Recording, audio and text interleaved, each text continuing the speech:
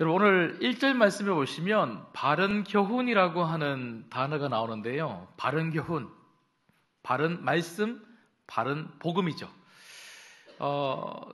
디모데전서, 디모데후서, 디도서, 이 목회서 신에 가장 중요한 주제 중에 한 가지가 있다면 바른 복음입니다. 바른 복음.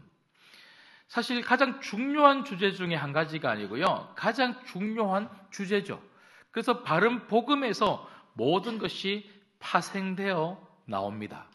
여러분, 교회는요, 복음이 없으면 절대로 건강해질 수가 없습니다. 다른 아무리 많은 것을 한다 할지라도 복음 위에서 모든 것을 해야 되는 줄 믿습니다. 여러분, 오늘 또 우리가 말씀을 보시면요, 저희가 읽진 않았지만 그 앞쪽에 보시면 디도서 1장 10절 11절 말씀 보시면 저희들이 이미 이단, 거짓된 가르침, 바른 복음이 아닌 다른 복음에 대해서 두어 번 살펴본 적이 있기 때문에 제가 그 부분을 살짝 띄워놓고 오늘 2장으로 곧장 왔는데요. 그래도 한번 보시겠습니다. 자, 1장 10절 11절 말씀을 같이 읽겠습니다. 시작. 불순종하고 헛된 말을 하며 속이는 자가 많은 중 할례파 가운데 특히 그러하니 그들의 입을 막을 것이니라. 이런 자들이 더러운 이득을 취하려고 마땅하지 아니한 것을 가르쳐 가정들을 온통 무너뜨리느니라. 아멘. 여러분, 거짓된 가르침, 바른 것을 가르치는 것이 아니라 다른 것, 틀린 것, 바르지 못한 것을 가르치니까요, 오늘 방금 저희가 읽었던 것처럼 가정들이 무너졌다. 여러분, 성도들의 가정이 무너지니까요, 교회가 건강하게 세워질 수가 있겠습니까? 무너지는 거죠. 여러분, 잘못된 가르침대로 우리가 살아가면요, 잘못된 길을 가는 거예요. 반대로 바른 복음, 바른 교훈대로 살면 바르게 우리가 갈 수가 있으니까 바르게 가는 교회, 바르게 가는 성도, 바르게 가는 가정이 정말 건강하게 세워진다는 거죠. 여러분, 그러고 보니까요, 여기 바르다라고 하는 이 단어, 바른 교훈에서 바르다라고 하는 이 단어는 어떤 의미를 가지고 있냐면요, 휘기아이노라고 하는 헬라어인데, 휘기아이노는요, 건강하다 이런 표현을 가지고 있어요.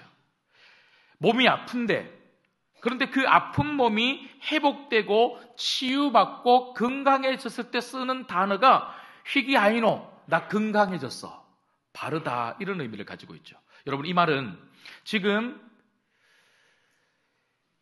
디모데 전후서의 배경이 되고 있는 에베소 교회나 그레데 교회의 배경이 되고 있는 이 디도서를 통해서 우리가 보게 되는 이 교회의 특징이 뭐냐면요, 바로 거짓된 가르침을 통해서 주님의 몸된 교회가 아프고 힘들어하고 있다는 거죠. 그래서 사도 바울이 이 그레데 교회의 영적인 아들 디도를 남겨두면서 무엇이라고 이야기했냐면요, 자, 1장 5절 말씀 보십시오.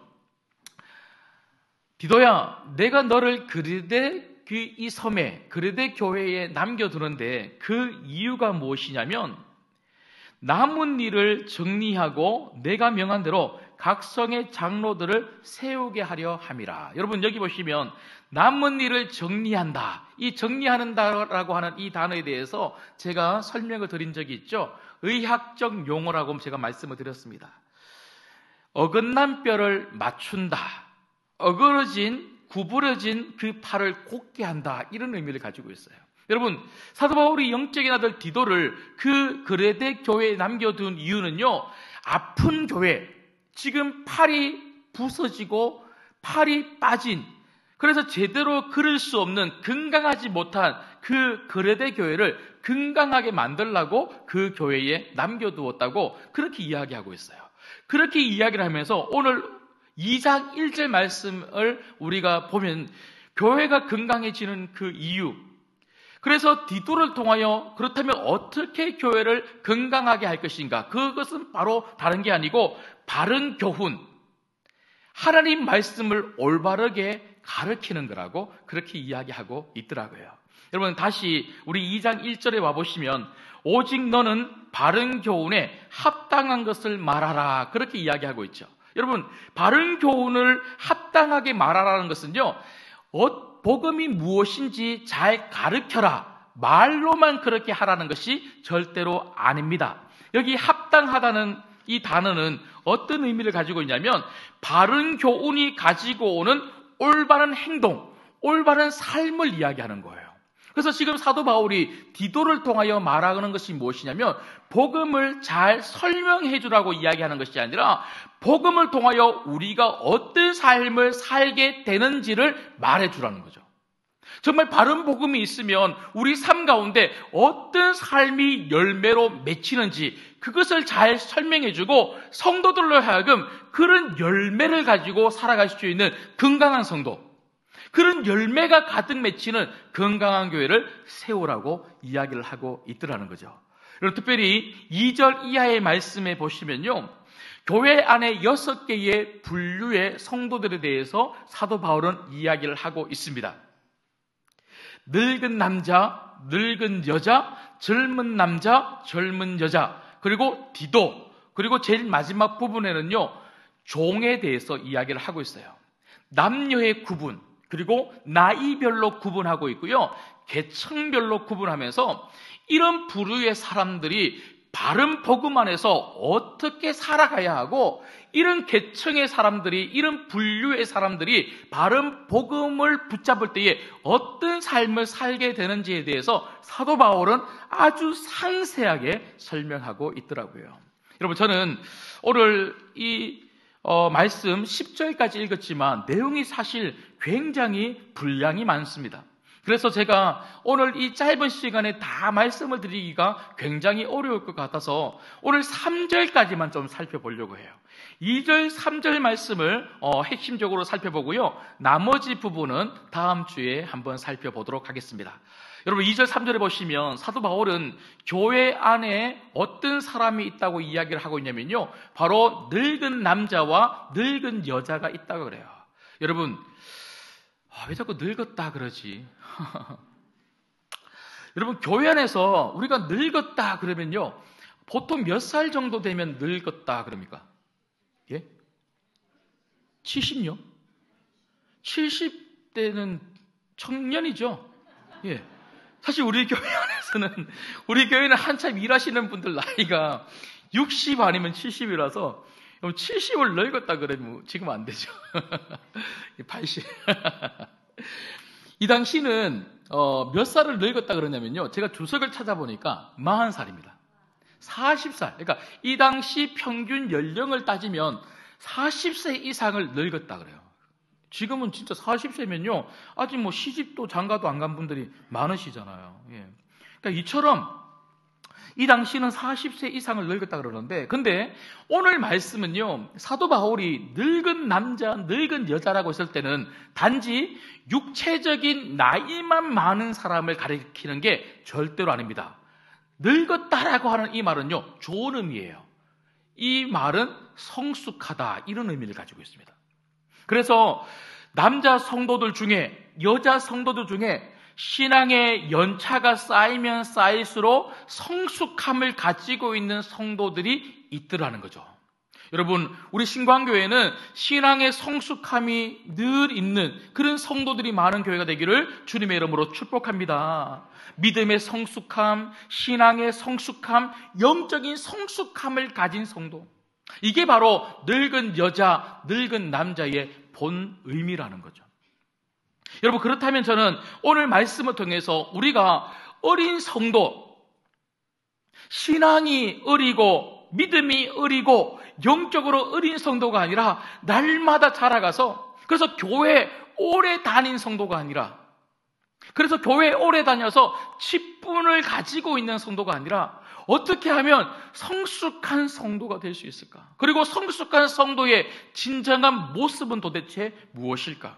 여러분, 저는 오늘 이 말씀을 통해서 나는 어떤 성도인가를 확인할 수 있는 시간이 되면 좋겠고요. 여러분, 정말 우리의 성숙함을 오늘 말씀을 통해서 확인했다면 더 성숙해질 수 있기를 주님의 이름으로 축복합니다. 그럼에도 불구하고 나의 성숙함이 아닌 나의 미숙함, 나의 어린 신앙을 발견했다면 어린 신앙에서 머물러 있지 아니하고 성숙함으로 나갈 수 있는 모든 성도들이 되면 좋겠습니다. 여러분, 특별히 오늘 말씀을 통해서 우리가 보려고 하는데요, 사도 바울은 2절에는 늙은 남자, 성숙한 남자 성도에 대해서 이야기하고 있고요, 3절에는 늙은 여자, 성숙한 여자 성도에 대해서 이야기를 하고 있습니다. 각각 4가지씩 이야기하고 있어요. 너무 공평하게 이야기하고 있죠. 자, 그렇다면 우리가 이 8가지를 좀 살펴보면서, 남자 이야기니까 나하고 상관없겠지, 여자 이야기니까 나하고 상관없겠지, 늙은 사람들 이야기니까 나하고 상관없겠지가 아니라 이 말씀은 나보고 하는 말씀이구나 생각하셔서 이 8가지를 여러분 잘 한번 집중해서 들어보시면 좋겠습니다. 먼저 첫 번째는요, 늙은 남자, 성숙한 성도들에 대해서, 남자 성도들에 대해서 한번 보겠습니다. 2절 말씀을 같이 한번 읽겠습니다. 시작. 늙은 남자로는 절제하며 경건하며 신중하며 믿음과 사랑과 인내함에 온전하게 하고. 여러분, 여기 보시면 4가지를 이야기하고 있는데요, 먼저 첫 번째는 늙은 남자는 어떻게 한다고요? 절제한다. 절제. 여러분, 여기서 사용하고 있는 절제의 의미가 무엇이냐면, 사도 바울이 말하고 있는 이 절제의 의미는요, 정신이 맑은 상태를 이야기합니다. 정신이 깨끗하고 맑은 상태. 우리가 어떤 사람들이 술에 취하거나 아니면 어떤 쾌락적인, 오락적인 것에 집중하고 거기에 심취하고 마음을 뺏겨버리면요, 어떻게 됩니까? 정신이 혼미해요. 혼미. 멍멍하고 혼미하죠. 그런 상태로 예배를 드리면 말씀이 들어오겠습니까? 그런 상태로 기도하면 기도가 되겠습니까? 그런 상태로 말씀을 들으면 말씀이 이해가 되겠습니까? 예수님에게 집중할 수 없다는 거죠. 여러분, 우리가 중독이라 그러는데요, 중독이 무엇입니까? 중독? 무엇에 심취하고 빠져있는 게 중독이죠. 여러분, 술에 중독이 되고 도박에 중독이 되고 세상 수많은 것들에 중독이 되고 쇼핑 중독이 되고, 여러분, 세상에 있는 것들에 중독이 되어서 빠져있는 사람들은요, 그것밖에 안 보는 거예요. 그러니까 머리가 늘 멍하고 복잡해요. 여러분, 중독에 빠진 사람들은요, 교회에 와도 눈빛이 달라요. 동태눈. 진짜라니까요. 눈이 크고 작고를 상관없이, 여러분, 옆에 분들 눈빛을 한번 보십시오. 반짝반짝거립니까? 동태눈입니까? 여러분, 진짜 다른 것에 빠져 있는 사람들은요, 그냥 몸은 와 있는데 생각은 다른 곳에 가 있으니까 멍한 거예요. 멍한 거. 그래서 말씀을 듣는데도요, 말씀에 집중할 수 없고 예수님에게 집중할 수 없다는 거죠. 여러분, 그래서 오늘 이 절제라는 말은 미쳐도 우리가 누구에게 미쳐야 된다는 겁니까? 사도 바울이 말한 것처럼 예수에게 미쳐야 되는 거예요. 여러분, 오늘 여러분들은 무엇에 중독되어 있습니까? 무엇을 심취하고 계십니까? 무엇에 빠져 계십니까? 그래서 이 자리에 다른 것을 생각하면서 멍하게 앉아서 이 말씀을 듣고 계시지는 않습니까? 여러분 안에 있는 그 중독이 오늘 이 아침에 해결될 수 있기를 주님의 이름으로 축복합니다. 절제, 맑은 정신 상태, 오직 예수님만 바라보는 그 마음, 그 정신으로, 그 생각으로 사시기를 주님의 이름으로 소망합니다. 그런가 하면 두 번째는요, 경건입니다. 경건. 여러분, 이 경건은요, 셈노스라 그러죠. 저는 이 셈노스에 대해서 진짜 많이 설명을 드렸습니다.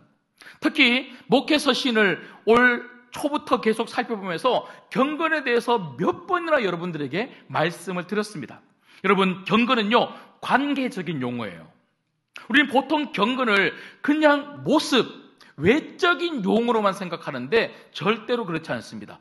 경건은 관계적 용어입니다. 그래서 경건을 제대로 설명하자면 이렇게 설명할 수 있어요. 하나님과의 친밀함 속에서 나타나는 나의 모습. 하나님과의 친밀함이 빠진 상태에서 그 모습만 아무리 많이 신앙적으로 바꾼다고 해도 경건의 모습이 나타나지 않는다는 거죠. 정말 경건의 모습을 우리가 갖추기 위해서 제일 중요한 게 뭡니까? 하나님하고 친하기입니다. 친하기. 여러분들은 하나님하고 얼마나 친밀하십니까? 여러분, 하나님하고 친밀하면요, 우리의 겉모습은 누구 닮는 모습으로 나올 수밖에 없을까요? 하나님 닮는 모습이 나올 수밖에 없다는 거죠. 여러분, 그래서 경건이 무엇입니까? 경건은요, 예수님 닮는 거예요. 여러분, 신앙이 깊어지면 깊어질수록, 세월이 흘러가면 흘러갈수록, 교회 다닌 연차가 쌓이면 쌓일수록 우리가 들어야 되는 가장 중요한 말이 뭔 줄 아십니까? 목사님, 예수님 닮았어요. 집사님, 예수님 닮았어요. 장로님, 권사님, 예수님 닮았어요. 여러분, 이런 말을 들을 수 있는 여러분 되기를 주님의 이름으로 축복합니다. 여러분 말에서 예수님 닮은 말이 나왔으면 좋겠고요. 여러분 행동에서 여러분이 하는 모든 삶의 그 한 자락 한 자락에 예수님의 모습이 드러났으면 좋겠습니다. 그런가 하면 세 번째는 무엇입니까? 세 번째는 신중함입니다. 신중함. 여러분, 여기 신중함은 어떤 의미로 바꿀 수가 있냐면 바로 절제라고 하는 단어로 바꿀 수 있어요. 아니, 목사님, 우리가 방금 전에 절제를 배웠는데 왜 사도 바울은 또다시 절제라는 단어를 신중함이라고 하는 단어로 바꾸어서 두 번이나 말하고 있습니까? 여러분, 뜻이 좀 달라요. 앞에서 저희가 살펴보았던 이 절제라고 하는 단어는요, 맑은 정신, 그리스도 예수를 향한 집중력을 가리킨다면, 뒤에서 말하고 있는 이 신중함, 이 절제는 욕구, 우리 안에 있는 본성의 자제력을 이야기하는 겁니다. 여러분, 우리 본성은요, 무엇으로 가득 차 있습니까? 욕심으로 가득 차 있어요. 이 욕심은 끊임없이 우리로 하여금 뭐하게 만드는 줄 아십니까? 죄짓게 만들어요. 여러분, 욕심이 가득한 사람, 본성으로 살아가는 사람, 자제력이 없는 사람, 절제력이 없는 사람, 신중함이 없는 사람들은요, 사단이 미끼만 던지면요, 쉽게 그걸 딱 물어버려요. 여러분, 한번 잘 생각해 보십시오. 영적으로 우리가 성장하지 못하고 영적으로 우리가 자라지 못하면요, 어린아이와 같은 신앙으로 가지고 있죠. 어린아이와 같은 신앙을 가지고 있는 사람들은요, 신중하지 못해요. 여러분, 신중하지 못하다고 하는 이 단어를 딱 듣는 순간 무엇이 생각나십니까? 조심하지 않는 거예요. 여러분, 아이들 키울 때 제일 어른들이, 아버지 어머니가 제일 많이 말하는 말 중에 하나가 뭡니까? 조심 좀 해라. 물컵에 물을 가지고 오는데도요, 어른들은 물 쏟아질까봐 천천히 가지고 와요. 근데 애들은요, 막 들고 오죠, 이렇게. 그러다가 막 와장창 깨버리고. 애들은 조심하지 않아요. 그냥 막 움직여요, 막 움직여요.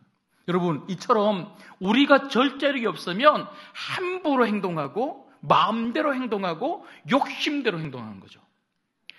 또 생각하고, 또 생각하고, 또 생각하면서 조심조심 살지 아니하고요, 악한 사단이 미끼를 딱 물기만 하면 덥석덥석 물면서 자꾸 넘어지는 거죠. 여러분, 그래서 어린아이와 어른의 다른 점이 뭔 줄 아십니까? 영적 어린아이와 영적 어른의 틀린 점이 뭐냐면요, 유혹이 없는 게 아니에요. 유혹은 똑같이 있어요. 그런데 그 유혹에 잘 넘어지느냐, 넘어지지 않느냐. 죄의 자리에 우리가 쉽게 가느냐, 쉽게 가지 않느냐. 사탄, 네가 아무리 나를 유혹해봐, 나는 절대로 넘어가지 않아. 여러분, 이 마음이 여러분 마음이 되기를 주님의 이름으로 축복합니다. 그런가 하면 네 번째, 여러분, 절제도 중요하고 경건도 중요하고 신중함도 참 중요한데요, 영적으로 성장한 남자 성도, 영적으로 성장한 성도들에게 주어지는 마지막 네 번째 모습이 무엇일까요? 그건 바로 온전함입니다. 온전함. 여러분, 그런데 이 온전함이라고 하는 이 단어 앞에 세 가지 또 다른 단어가 있죠. 다시 한번 보시죠. 어떤 단어가 있습니까? 믿음, 사랑, 인내입니다. 믿음의 온전함, 사랑의 온전함, 인내의 온전함. 여러분, 여기 온전함이라고 하는 단어를 살펴보니까요, 건강이라고 하는 단어의 의미가 있더라고요. 여러분, 저희들은 올 초부터 지금까지, 그리고 디도서 말씀을 살펴보면서 계속해서 우리는 무엇을 지금 살펴보고 있습니까? 어떻게 하면 성도가 건강하게 될 것인가? 어떻게 하면 교회가 건강한 교회가 될 것인가를 계속 살펴보고 있습니다. 여러분, 건강한 교회가 된다는 것, 건강한 성도가 된다는 게 도대체 무슨 말입니까? 그건 바로 영적으로 성숙한 성도가 된다는 거예요. 여러분, 교회가 건강해지려면요, 영적으로 성숙한 성도가 많아야 될 줄 믿습니다. 여러분, 그래서 지금 사도 바울은 믿음의 건강함, 사랑의 건강함, 인내의 건강함이 우리 가운데 있을 때에 이게 바로 영적으로 성숙한 성도의 아주 중요한 모습이라고 이야기를 하고 있죠. 여러분, 이게 도대체 무슨 말일까요? 제가 책을 참고하고 있는데요, 디도여 교회를 부탁하오라고 하는 책을 계속 제가 요즘 여러 번 읽고 있습니다. 이 책에 보면 박대영 목사님께서 이 부분에 대해서 설명을 하시는데, 무릎이 탁 쳐지더라고요. 한번 잘 들어보십시오. 이 부분을 이렇게 설명해요. 하나님을 믿고 지체를 사랑하며 어떤 어려움이 있더라도 그것을 인내하고 이겨낼 만큼 이 세상에 대해서는 여유로움을, 어른의 마음을 가지는 것을 하나님은 원하신다. 그렇게 설명하고 있더라고요. 제가 다시 한 번 더 읽어드릴게요. 하나님은 하나님을 믿고 지체를 사랑하며 어떤 어려움이 있더라도 그것을 인내하고 이겨낼 만큼 이 세상에 대해서는 여유로움을, 그리고 어른의 마음을 가지는 것을 하나님은 원하신다. 여러분, 믿음의 건강, 사랑의 건강, 인내의 건강이라는 것은요, 여유로움을 가지는 거예요. 이게 바로 어른의 마음이라는 거죠. 여러분, 아이들은요, 여유로운 마음이 없어요. 늘 초조하고 불안하죠. 어떤 문제가 생기면요, 아이들은 염려, 근심, 걱정에 휩싸이죠. 자기가 해결할 수 있는 능력이 없는 거예요. 그런데 어른은 달라요. 어른은 믿음으로 그것을 이겨나가죠. 인내로 그것을 참을 수 있어요. 여러분, 우리가 영적으로 성숙하지 못하면 우리는 어른의 마음을 가질 수 없는 거죠. 여유롭지 못하는 거죠. 여러분, 저는 우리 신광교회 모든 성도님들이 여유로운 사람들이 되기를 주님의 이름으로 축복합니다. 여유가 필요해요. 여유가. 세상에 어떤 풍랑이 일어나고 막 뒤집어지는 지진이 일어난다 할지라도 믿음을 가지고, 인내를 가지고, 사랑을 가지고 그 모든 것들을 포용할 수 있는 여유로움. 여러분, 여유로운 사람들이 되십시오. 여유로울 때에 여러분, 우리 삶에 정말 여유 있는 삶이 세워지더라고요. 자, 그렇다면 이제 여자 성도님들에 대해서 한번 살펴보죠. 오늘 3절 말씀에 보면 늙은 여자, 영적으로 성숙한 여자 성도에 대해서 사도 바울이 역시나 4가지를 이야기하고 있는데요. 우리 3절 말씀을 우리 한번 같이 읽겠습니다. 3절 읽겠습니다. 시작. 늙은 여자로는 이와 같이 행실이 거룩하며 모함하지 말며 많은 술의 종이 되지 아니하며 선한 것을 가르치는 자들이 되고. 아멘. 여러분, 특별히 여자 성도에 대해서 사도 바울이 이야기하면서 첫 번째가 무엇입니까? 그건 바로 행실이 거룩하다는 것입니다. 행실이 거룩하다. 여러분, 여기 거룩하다라고 하는 이 단어는요, 성전에서 여자 성도들이 성전의 여러 가지 일을 할 때에 조심조심 행하는 그들의 모습을 가리키는 것이 바로 거룩입니다. 거룩. 그래서 사도 바울이 지금 하고 있는 말이 뭐냐면요, 성전 안에서 그렇게 조심히 행하고 그렇게 행동거지 하나하나를 그렇게 신중하게 행했던 것처럼 삶 속에서 그런 거룩함이 묻어나도록 살라는 거죠. 여러분, 우리가 교회 안에서 하는 행동이 가정에서 드러나고 교회 안에서 하는 행동이 우리 삶 속에서 드러난다면 얼마나 많은 분들로부터 사랑받고 존경받고 칭찬받겠습니까? 여러분, 교회 안과 교회 밖의 삶이 우리가 다르다면 우리는 아직도 어린아이인 거예요. 어른은, 영적으로 성숙한 어른은요, 교회 안과 교회 밖이 같다는 거죠. 여러분, 제가 어릴 때 밖에서 친구들하고 마당에서 토요일 날 막 놀다가 교회 안에, 예배당 안으로 딱 들어오면요, 여자 성도님들이, 권사님들이 교회 청소를 그렇게 열심히 하시더라고요. 청소를 그렇게 열심히 하시는데 피아노부터 막 엄청 막 닦기 시작하는데 본인들 집보다 더 깨끗하게 그렇게 청소를 하세요. 그런데 제가 가만히 보니까요, 지금도 제 머릿속에 그분들의 모습이 아직도 또렷하게 기억이 나는데, 이 강대상 위에 있지 않습니까? 이 강단 위에는요, 여자 성도님들이 쉽게 그 당시에는 못 올라왔지 않습니까? 못 올라오니까요, 그러면 이 강대상을 어떻게 닦았을까요? 여러분들은 안 닦으십니까? 어떻게 닦았을까요? 장로님 보고 닦아라 그랬을까요? 제가 보니까요, 무릎을 꿇고 올라오는 거예요.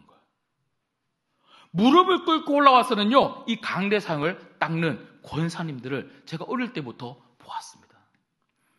그런 모습, 그런 거룩한 모습, 예수님에게 하듯이 그렇게 신중하게 살았던 그 모습이 내 삶 속에서 드러나는 것, 이게 바로 영적 성도가 가져야 될 모습이라는 거죠. 그런가 하면 두 번째는요, 여자 성도들이 가졌던 두 번째 성숙한 모습이 무엇이냐면 모함하지 않는 겁니다. 여러분, 모함하지 않는다는 말은요, 헐뜯지 않는다, 이런 의미를 가지고 있어요. 헐뜯지 않는다. 다른 사람을 비판하지 않고 비난하지 않고 욕하지 않고 다른 사람에 대해서 없는 말 만들어내지 않고 다른 사람들에게 상처 주는 말 하지 않고 말을 조심하는 것, 이게 얼마나 중요한 영적 성숙한 사람들의 특징인지 모른다는 거죠. 여러분, 저는 여기 모함하지 않는다, 헐뜯지 않는다라고 하는 이 단어를 찾아보니까요, 진짜 의미 있는 헬라어 단어더라고요. 여러분, 이 모함하지 않는다라고 하는 이 단어는 헬라어로 디아볼루스라고 하는 단어입니다. 디아볼루스. 여러분, 디아볼루스라고 하는 이 단어를 딱 듣는 순간 혹시 어떤 단어가 생각나십니까? 생각나는 단어가 하나도 없어요. 디아볼루. 예, 디아볼루. 여러분, 디아볼로라고 하는 이 단어는요, 바로 마귀라는 의미를 가지고 있습니다. 여러분, 히브리어로 마귀는 뭡니까? 예? 모르십니까? 이 정도는 좀 아셔야 됩니다. 예. 히브리어로 마귀는 사탄입니다. 사탄. 예. 사탕 아니고요, 사탄. 예. 히브리어 마귀는 사탄이고요, 헬라어로 마귀는 디아볼로입니다. 디아볼로. 여러분, 이 디아볼로, 이 마귀의 뜻이 무엇이냐면요, 참소하다, 비방하다, 욕하다, 이런 의미를 가지고 있어요. 여러분, 마귀는요, 지금 또 우리를 하나님 앞에 어떻게 참소하고 비방하는 줄 아십니까? 하나님, 저거 박성호 목사, 저거 목사 아니에요. 지난주에 삶을 하나님 다 하시면 목사라고 할 수 없어요. 집사 아니에요. 장로님 아니에요. 권사 아니에요. 하나님 혼내셔야 돼요. 벌하셔야 돼요. 이렇게 참소하는 사람이 누구라고요? 마귀는 마귀. 근데 여러분, 오늘 말씀해 보니까요, 이렇게 우리를 누군가를 비방하고 없는 말 만들어내고 욕하고 헐뜯고 아픔을 주는, 상처를 주는 그런 말을 하면요, 여러분, 이게 뭐라고요? 디아볼루스, 마귀적이라는 마귀죠.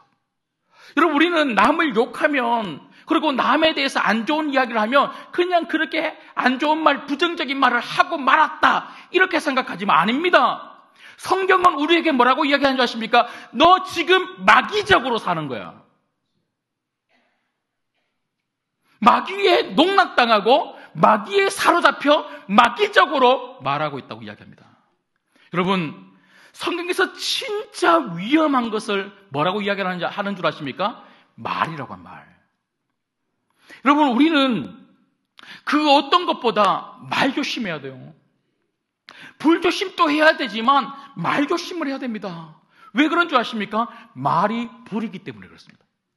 여러분, 야고보서 3장 6절에 보면요, 혀는 곧 불이요 불의 세계라. 혀는 우리 지체 중에서 온몸을 더럽히고 삶의 수레바퀴를 불사르나니 그 사르는 것이 지옥불에서 나오느니라. 여러분, 우리 혀가 잘못 사용되면 이게 불이 되는데요, 이 불은 우리 인생을 지옥불로 만든대요. 지옥불로. 여러분, 말이 얼마나 중요한지 몰라요. 우리가 잘못 말함으로 말미암아 그 사람의 인생을 완전히 송두리째 망가뜨리고, 여러분, 세상에 한번 보십시오. 꼭 교회만 아니라 세상에도 보면요, 특히 연예인들 한번 보십시오. 사람들이 하는 가짜뉴스, 악플 이런 것 때문에 연예인들 중에는요, 목숨을 끊는 사람도 있어요. 가정이 망가뜨려진 사람들도 있어요. 이게 아무렇지도 않게 그렇게 말하는 사람들이 얼마나 많은지 모르죠. 여러분, 제가 원고에 이렇게 한번 적어놓았는데 한번 대답해 보십시오. 제가 질문을 하나 이렇게 적어놨어요. 다른 사람에 대해서 욕하고 비난하고 헐뜯는 것이 재밌습니까? 재밌지 않습니까? 예? 이 질문이 질문. 대답하셔야 돼요. 재밌습니까? 재밌지 않습니까? 재밌죠. 재밌으니까 하는 거예요. 재밌으니까. 우리가 왜 사람들을 그렇게 욕해요? 왜 사람들에 대해서 그렇게 안 좋은 이야기를, 소문을 퍼뜨려요? 왜 가짜 뉴스를 만들어요? 그게 재밌으니까요. 재밌으니까. 여러분, 나는 재밌자고 하는데 다른 사람의 인생을, 그리고 공동체를 지옥불로 찢는 그런 잘못, 마귀적으로 사용된다는 거죠. 여러분, 그러면 우리 어떻게 해야 됩니까? 여러분, 진짜 우리가 해야 되는 것 중에 한 가지는요, 우리가 그렇게 마귀적으로 사용되지 않기 위해서 정말 해야 되는 한 가지는요, 침묵입니다. 침묵. 여러분, 최고의 영성은 침묵인 줄 믿습니다. 그러면 목사님이 나보고 오늘부터 아무 말도 하지 말고 그냥 그렇게 살라고 하나? 여러분, 그게 아닙니다. 여러분, 제가 여기서 침묵이라고 했을 때는요, 여러분 한번 잘 생각해 보십시오. 우리가 보통 누구를 욕할 때, 누구를 헐뜯을 때, 누구에 대해서 비난을 할 때, 여러분 가만히 생각해 보면요, 그 사람이 있는 데서 합니까? 없는 데서 합니까? 없는 데서 해요. 박성호 목사 없는 데서 욕을 하잖아요. 제 앞에서는요, 누구도 제 욕을 안 해요. 목사님 최고예요, 짱! 은혜 받았어요. 근데 없는 데서는요, 우리는 다른 사람이 없는 데서 그 사람에 대해서 이야기를 그렇게 하는 거예요. 여러분, 침묵은 그 사람이 없는 데서 그 사람 이야기하지 않는 거예요. 여러분, 이거는요, 누구도 이런 말을 한 적이 없어요. 박성호 목사가 한 거예요, 지금. 제가 설교를 하는데 하나님이 이런 마음을 주셔서 제가 설교해 온 거예요. 그렇게 친 거예요. 여러분, 침묵은 그 사람이 없는 곳에서 그 사람 이야기하지 않는 거예요. 여러분, 저는 우리 신광교회 모든 성도님들이 그렇게 사시기를 주님의 이름으로 소망합니다. 그래야 성숙한 성도예요. 세 번째는요, 술의 종이 되지 않는다. 여러분, 술의 종이 되지 않는다라고 하는 이 단어와 그리고 모함하지 않는다라고 하는 이 단어가 사실은 연결되어 있어요. 남자들도 그랬지만 이 당시 그레데 섬의 여자들이 파티를 좋아하고 파티에 가서 술을 많이 먹고 굉장히 실수를 많이 했다 그래요. 그러다 보니까요, 여러분, 술 많이 먹은 사람의 특징이 뭔 줄 아세요? 말이 많아요. 했는 말 또 하고 했는 말 또 하고, 하지 말아야 될 말을 하게 되는 말의 실수가 많은 거죠. 여러분, 그래서 이 당시 여자들이 술을 먹고는요, 그런 자리에서, 파티 장소에서 다른 사람의 험담을 그렇게 많이 했다는 거예요. 자, 마지막 네 번째는요, 선한 것을 가르쳐라. 선한 것을 가르쳐라. 영적으로 성숙한 성도의 마지막 네 번째 특징은 선한 것을 가르치는 겁니다. 여러분, 선한 것을 가르친다라고 하는 이 부분에 대해서 하워드 마샬이라고 하는 영국의 아주 유명한 신약학 교수님이시죠. 이 교수님이 이 부분을 이렇게 설명해 놓으셨더라고요. 선한 것을 가르치라고 하는 것은 단순히 선한 것이 무엇인지, 성경에서 말하고 있는 선한 것이 무엇인지 말로 가르쳐주는 선생님이 되라고 하는 것이 절대로 아닙니다. 여기서 선한 것을 가르쳐 주라고 하는 것은 삶으로 보여주는 선한 행실이 있는 삶의 모범이 되는 선생님이 되라는 것입니다. 이렇게 설명하고 있더라고요. 여러분, 정말 좋은 교사는 발로 하는 것이 아니라 삶으로 가르쳐 주는 교사가 돼야 되죠. 여러분 가정에서나 우리 신강교회에서 이렇게 좋은 선생님들이 되시기를, 좋은 부모님들이 되시기를, 좋은 모델이 되시기를 주님의 이름으로 축복합니다. 선한 것은 말로 하는 게 아니고요, 보여주는 거예요. 기도는 말로 하는 게 아니고 기도는 보여주는 거예요. 말씀 읽는 것은 말씀 읽으라고 말로 하는 것이 아니라, 말씀 읽으면 이런 축복을 받는다고 말로 하는 것이 아니라, 내가 말씀을 읽음으로 말미암아 축복을 받는 삶을 보여주는 거예요. 예배는 이렇게 드리라고 이야기하는 것이 아니라 정말 이렇게 드리는 것이라고 보여주는 거예요. 여러분, 특별히 누구에게 보여줘야 됩니까? 오늘 4절 말씀해 보니까요, 그들로, 여기 그들이라고 하는 것은 바로 앞에서 이야기하고 있는 3절에 성숙한 여자 성도들을 이야기하는 거죠. 그들로 젊은 여자들을 교훈하되. 여러분, 우리가 정말 보여주어야 될 대상이 있다면 바로 젊은 사람들, 다음 세대예요. 여러분, 우리는 다음 세대, 우리 자녀들뿐만 아니라 교회 안에서도 다음 세대를 바라보면서 뭐라고 이야기합니까? 왜 저렇게 신앙생활해? 왜 저렇게 행동해? 우리는 자꾸 비난하죠. 왜 그렇게 합니까? 우리가 안 보여줬습니까?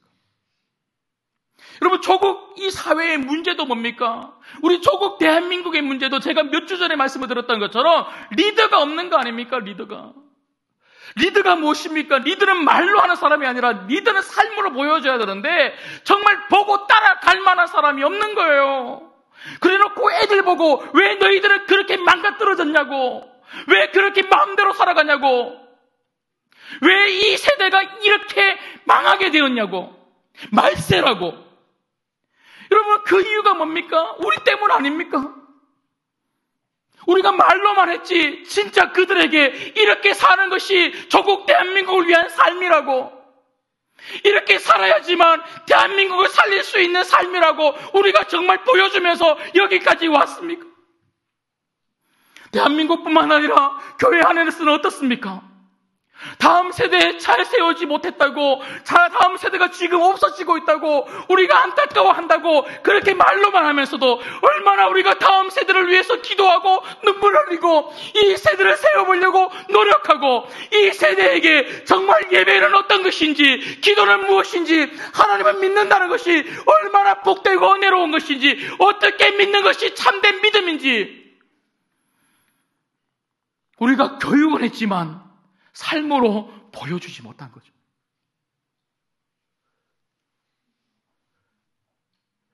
여러분, 우리는 오늘 이 말씀 앞에 다시 한 번 더 내가 정말 성숙한 성도가 맞는지를 한번 확인했으면 좋겠습니다. 우리가 성숙하지 못하면 교회는 절대로 성숙할 수 없어요.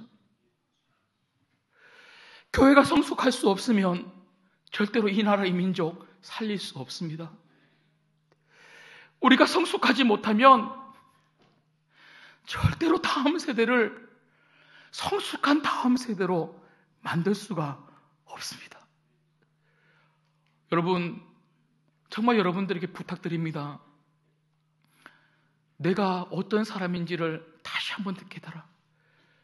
부족하면 하나님 앞에 엎드려 부족하다고 도와달라고 기도하고, 또 잘 살고 있다면 부족한 사람들을 좀 도와주어서 우리 서로가 영적으로 성숙한 어른들이 되어서 정말 여러분들 때문에 여러분 가정이 건강하고, 여러분 때문에 우리 신광교회가 건강하고, 조국교회가 다시 건강함을 회복하여서 이 나라 정말 빛과 소금 역할을 잘 감당하는 교회가 되어서 우리 조국 대한민국을 살릴 수 있는 다 모든 교회들이 그런 조국 대한민국을 살릴 수 있는 그런 교회들이 되기를 주님의 이름으로 소망합니다. 말씀을 맺겠습니다. 오늘 저희는 신앙의 성숙함에 대해서 살펴보았습니다. 8가지, 이 8가지의 성숙함의 열매들을 살펴보았는데요. 저는 한 주간 동안 이 8가지를 곱씹어보고 묵상했으면 좋겠습니다. 그리고 이런 귀한 성숙의 열매가 여러분 삶에 맺어질 수 있기를 함께 기도하고, 이렇게 정말 성숙의 열매를 맺어가심으로 말미암아 여러분 삶 때문에 여러분 가정과 여러분 주변의 이웃들이 변화되고 우리 교회 때문에 우리 인천이 변화될 수 있기를 주님의 이름으로 소망합니다. 기도하겠습니다.